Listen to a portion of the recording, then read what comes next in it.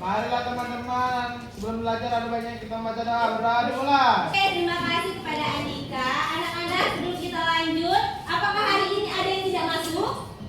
Masuk semua? Masuk. Oke, good job. Tepuk tangan untuk kelas A. Oke, anak-anak, hari ini Ibu mau menyampaikan sebuah materi. Tapi sebelum itu Ibu mau tanya dulu. Akhir-akhir ini cuaca kita lagi sering apa ya? Panas. Panas. Terus setelah panas biasanya turun apa ya? Hujan. Good job. Sekarang Ibu tanya anak-anak, pernah nggak sih bertanya hujan itu airnya dari mana ya?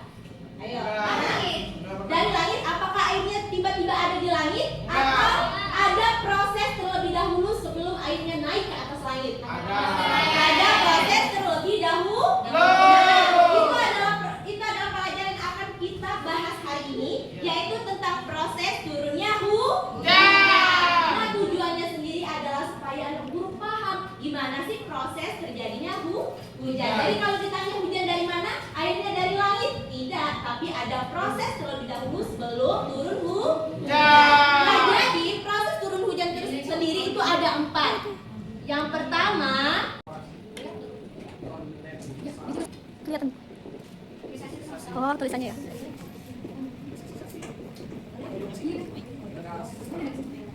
baik anak-anak, tolong perhatikan ke depan ya, supaya anak guru paham tentang proses turunnya hujan. Jadi proses turunnya hujan itu terjadi 4 tahap. Yang pertama itu evaporasi, yang kedua kondensasi, yang ketiga presipitasi, dan yang terakhir infiltrasi. Evaporasi sendiri adalah proses di mana seluruh air yang ada di bumi, baik itulah air laut, air sungai, bahkan genangan air, menguap akibat panas sinar matahari. Nah, setelah dia menguap akan membentuk menjadi embun. Embun ini lama-kelamaan akan menjadi gumpalan awan. Itulah yang disebut dengan kondensasi.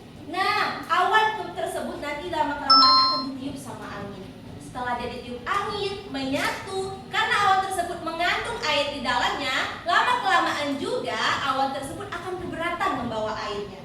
Nah, setelah itu baru turun airnya. Itulah yang disebut dengan air hujan. Terus kenapa biar kita turun hujan, kita nggak kebanjiran? Ada yang tahu? Ada yang tahu? Oke, mari kita cari tahu. Nah, itu semua karena ada proses infiltrasi, yaitu proses di mana air yang turun itu akan diserap oleh tanah.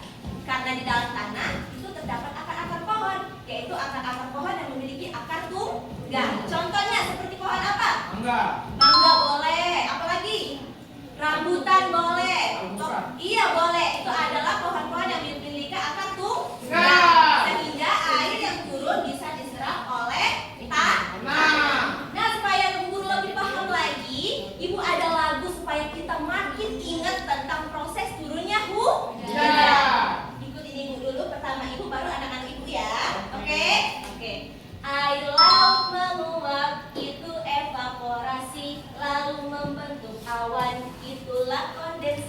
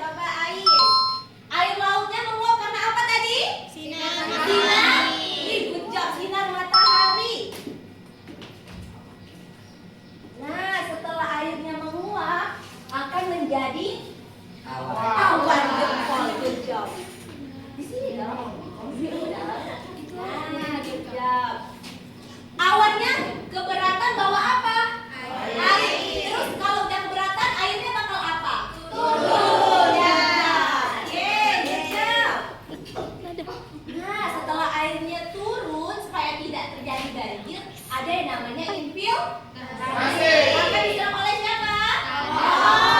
Oke, baliknya tempel. Oke, berikutnya.